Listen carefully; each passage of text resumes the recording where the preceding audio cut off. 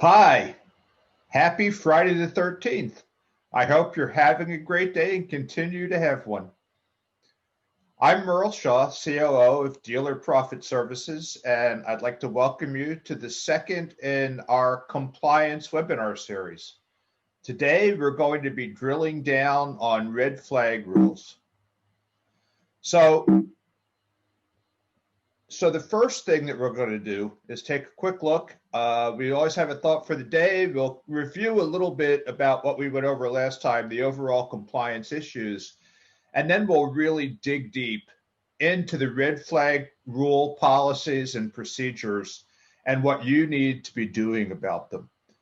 We'll have an opportunity for some questions and answers, and you have the opportunity to enter any questions that may come up, and we'll try to get to them when we come to the question and answer part, and then we'll wrap things up.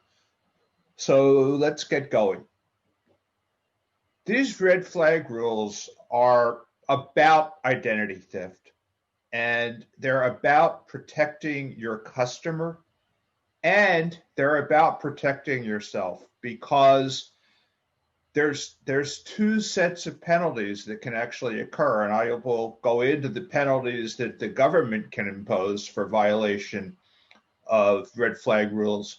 But there are also civil lawsuits that could ensue depending on your liability and your complicity in any violation. All of the compliance issues are about three fundamental principles. Prevent identity theft, which is incredibly common today. Don't sell to terrorists or their affiliates. And don't get involved in money laundering activities, which generally would be some combination of the first two, but not always. Again, there's 5 major components with lots of overlap: red flag rules, disposal, OFAC, Safeguard, and the Patriot Act. And today we're focused on the red flag rules. Red flag rules are all about identity theft. Using a stolen credit card number, a driver's license number, a social security number, date of birth. Most people don't know that they've been victimized by identity theft until it's way too late. 1 in 4 find out about it because all of a sudden they're getting unpaid bills that they didn't know anything about. 30% of people that are victimized by identity theft ended up with money missing from an account or unfamiliar charges to an account. So the red flag rule laws were passed to find and prevent identity theft occurrences. So in your stores, you need to identify red flags that might indicate that identity theft has occurred. You have to detect it, and then you have to have a response for if it does occur, and you have to have a documented program that is being properly administered. You have to have a written document that is your red flags plan. It has to be in writing. It has to be on display. It has to be approved by management. Personnel have to be trained on the rules and the policies and their procedures. And when they've been trained, they have to sign off that indicates they've been trained. And then you have to document any incidents of identity theft that you have detected or suspected in your store. So there are 5 phases in this identity theft policy and procedure. The first is to identify the red flags. And those are suspicious patterns, they're suspicious practices or activities that might make you think that you're dealing with something that's not right and may indicate identity theft. And you have to have reasonable policies and procedures that'll help you identify the red flags so that everyone in your store will know what to look for. You need to be able to detect identity theft. Check the photo IDs and social security cards. If you get someone's driver's license and the lamination seems to be off, it looks like it's crumpled or something, double check that. That could indicate that someone has changed a picture or changed a signature. Make sure that you're looking at a legitimate social security card.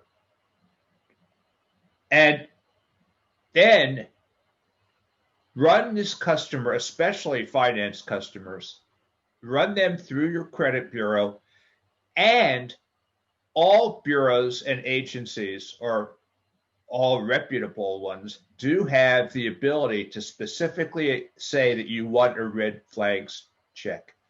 So you should always have that done by your credit bureau or credit agency. You need to have a documented, trained response for what you're going to do if identity theft is suspected. And you have to spell out what actions you're going to take. You have to administer your program for red flags, policies, and procedures. It's got to be approved by your senior management. Your program has to state who's in charge. This is your compliance officer, who is in charge of administering and implementing the plan. You have to have staff training, and that staff training needs to recur at least annually, and it needs to occur for every new employee. And all of this needs to be documented. And then finally, at least on an annual basis, probably semi-annually or maybe even quarterly, you need to evaluate how you're doing on this whole program. And you need to document how you're going to evaluate it. You need to have a mechanism that's consistent for keeping track of any incidents and how they were handled. And your program has to be updated annually. So, the photo ID, does it look right? Social Security card. Now, this is interesting because there are some things that you can do right away. You can print out a list. The first 3 digits of a Social Security number identify the birth location. If you have available to people who are seeing the Social Security cards that list, it's real easy to say, oh, I see you were born in Pennsylvania. I'm from there too. Where are you from? The customer will give you an answer, or they'll say, I'm not from Pennsylvania. Well, if that Social Security number started with 164 and they're not from Pennsylvania, that's a red flag. The second 2 digits actually are an indicator, roughly, of age. Lower numbers in those middle 2 digits indicate older individuals. Higher numbers indicate younger individuals. So if you've got a 16489 Social Security number, that should be someone in their 20s or 30s, maybe 40s, from Pennsylvania. If you're looking at a 70-year-old who doesn't come from Pennsylvania, you've got a red flag. That Social Security number is a huge indicator. Once you've pulled someone's credit bureau credit report, make sure that the information on that credit report matches the information that you're seeing from the driver's license and the Social Security card. And if they filled out a credit application, which they will have, and they will have signed it to authorize you to pull that credit, make sure the address is matched. Just take the time to do the check. And if the information on any of those is off, it could be identity theft. Now, most of your customers are going to be honest, and they're going to be trying to do the right thing. And they're much more likely to be the victim of identity theft than the perpetrator of identity theft. But you have to check and you have to verify. When there's an issue, you should let them know. Maybe they can clear things right up. But there's an 800 number, 877-FTC-HELP, that you can call, and they will start walking you through what to do next in the case of suspected identity theft. Don't overreact.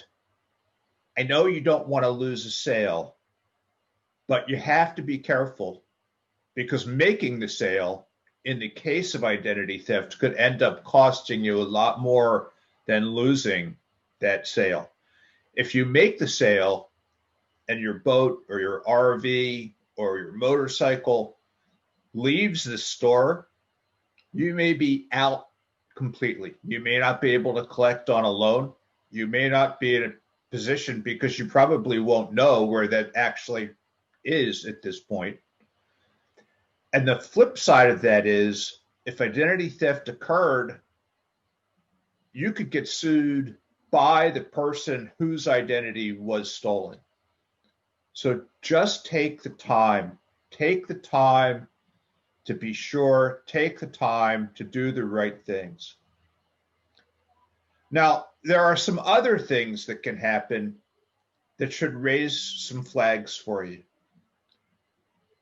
There's phantom buyers or straw purchases. This is what happens when you've got somebody, and generally this will start remotely, but they say that, they're going to do something with themselves and their son, or themselves and their wife, or themselves and their cousin, or themselves and their friend. But the friend or the husband or the son or the wife or the daughter, they're not available. But you're given their information, but they're just not available. Well, you have to check that. That's an indicator of potential identity theft. It's also an indicator, and particularly in the recreational industry, you have to be careful about straw purchases. A straw purchase is when someone who has actually no specific interest in the boat, the RV, the motorcycle, is buying it, but they have no intention of using it. They're buying it for someone else who can't get credit. That will certainly, if identified, lose you a lender and probably lose you a unit. But it always should raise a flag when you've got people who are not living at the same address.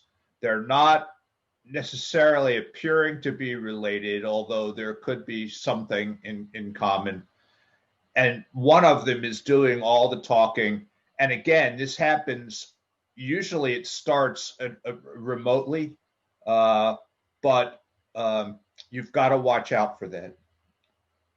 Another kind of behavior that you need to be careful of, and that should kind of raise the hackles on the back of your neck, are the frantic or frenetic deals. I'm in such a hurry. I've got to get this. I only have today to get this done. Let's go, let's go, let's go, let's go. If it normally is going to take you a day or two or three, and somebody's trying to get this pushed through in an hour or two, take a deep breath, have everything slow down. That could be an indicator that someone has something suspicious going on, and what they're trying to do is rush the process so that they can get through the whole the whole process and get some misinformation, some false identity information through on the deal. Don't rush beyond your normal speed. Deliver great customer service always. And to the extent that you can help someone out, that's terrific. But people know how long it takes to get things done. And when they're pushing beyond that, you need to look out for that. Then there are the calamity deals. You know, I lost my house in this last hurricane. I don't have a permanent address. Whoa. Yeah, my social security card. We had a fire and my card got burned up. I don't have a replacement yet. Those kind of situations certainly will happen in real life, but they should raise a flag. They should require further investigation. And in those kind of situations, that credit bureau can be very, very useful. Then there are the Jack and the Beanstalk trades. These are people who come in and they've got a low use, recently purchased trade-in that they're trading in for essentially a similar vehicle, and they don't really have an explanation for it. And beyond that, they don't seem particularly concerned about the terms of the new unit that they're purchasing. This is what happens. This is how money laundering happens. You have a unit, it gets traded in, you swap it out for essentially the same thing, but that original unit was purchased under a false identity. Now you've got a unit that somebody else can go sell, and it's a red flag. If someone has, this is 2020. If somebody's trading in a 2019 XYZ to purchase a 2020 XYZ for an amount and a term that they don't really care about, that's a red flag. And you need to be asking, why do you want to do this? What is it that's going on? Figure it out. And then finally, there are what's known as air deals. These air deals are ones where people want zero or very little down. They want to put very little equity into the purchase for, again, no real reason. And allowing someone to do that, while it may get approved and there may be legitimate reasons behind it, it needs to be investigated. It needs to raise a red flag that something suspicious could be going on. The bottom line on this, and what everyone in your store needs to be trained in, is if it feels odd, don't do it until you resolve whatever it is that feels odd. The consequence, again, if this deal is funded and the unit leaves your store, you may not be able to collect the debt or get the unit back. And if it was made under someone else's name, in the case of identity theft, you could be the subject of a lawsuit. So if you see something, say something. If it doesn't feel right, just don't do it. So the desk check. Get the customer's ID, check and verify the information. Get a signed credit application. And today, this is particularly important. There's a lot of online credit applications.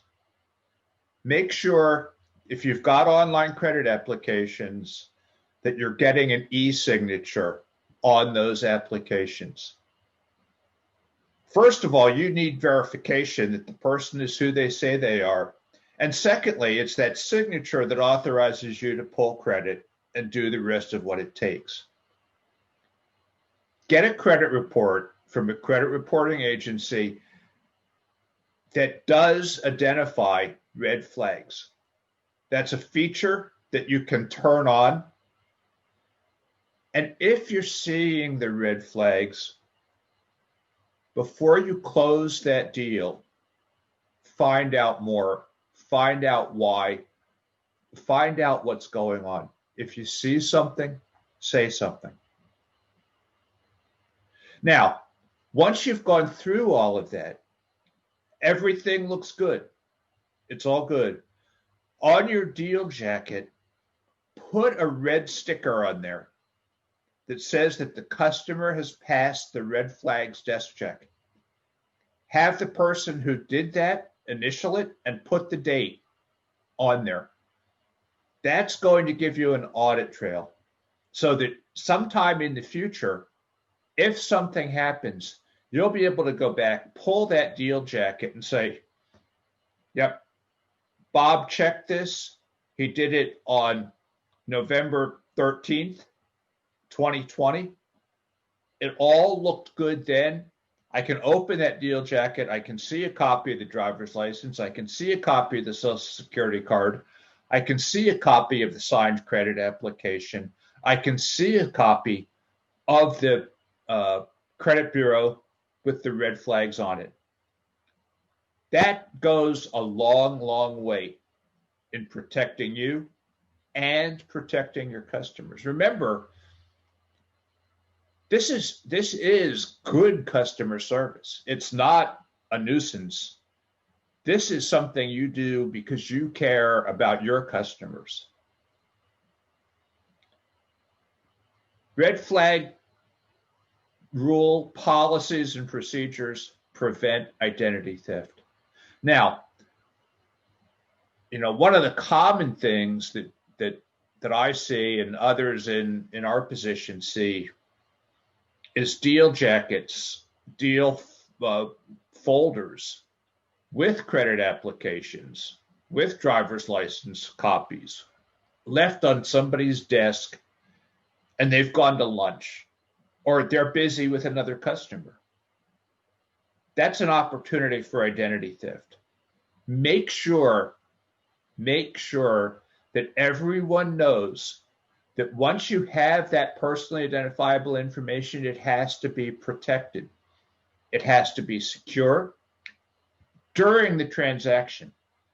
It's not just a matter of securing it after the transaction, which is critically important, but during the course of the transaction, during the course of the busy day, during the course of dealing with 2 or 3 customers at a time, each customer's information needs to be secured to prevent identity theft. Again, this is not just a matter of protecting yourself against the lawsuit, although certainly that's what you're doing, but it protects your customer. Nobody wants to go through the hassle of resolving an identity theft issue. It's just not something anyone wants to do. Now, every deal jacket, in the event that some inspection occurred, there's a fine of up to $3,500 per violation. So you get a busy finance manager who's walked away from their desk and they've got a stack of 10 folders sitting on their desk and they're just sitting there. That's $35,000 plus another $2,500 to the FTC, the Fair Trade Commission. So all of a sudden, that busy finance manager who's done a great job for you cost you $60,000 because they walked away from their desk leaving deal jackets out there. Just be aware, just be cautious, and don't let identity theft happen. So what kind of questions do we have?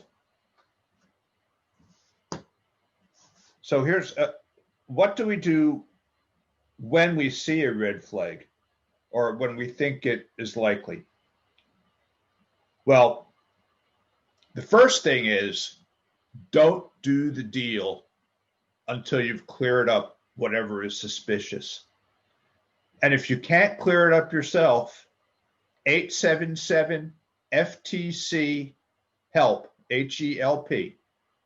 Call that and they will help you with any clarification. They have access to records that you don't have access to. So if you see something, say something. Don't do anything if you've got legitimate suspicions. And if you do have those and you can't resolve them, 877 FTC HELP. Don't be afraid to do that. And if you're trying to not embarrass a customer or whatever, have someone else do it for you while you're still spending time tidying up paperwork or doing whatever it is. But if you have something suspicious happen, if you have one of those frantic deals or Jack and the Beanstalk deals or calamity deals, and it's caused you to be suspicious, or the driver's license looks like, I don't know, this doesn't look right. Don't do the deal until your suspicions have been cleared up. So, another question. With this pandemic, there's a lot more remote activity. Is there anything in particular that we should do? Well, it certainly is true that the remote work opens the door for a lot more identity theft. There's no question about that. So the first thing is make sure as you're going through your transaction that you get scanned copies of a driver's license, of a social security card. Make sure that the credit bureau is matching that information. Make sure that you have a signed, e-signed copy of the credit report. And make sure that the information on the credit report matches all the other information you have and everything that the customer said. Make sure that any conversation with that customer, that they kind of match their social security number. Are they from originally where their social security number says they're from? Or is there an explanation, perhaps, why not? And it's inconvenient, especially in these days of social distancing.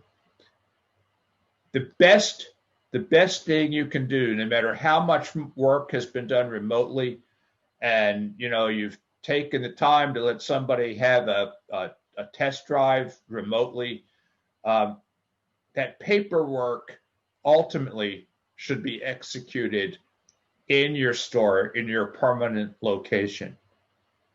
If that's impossible under the circumstances, then make sure that everything is verified one more time.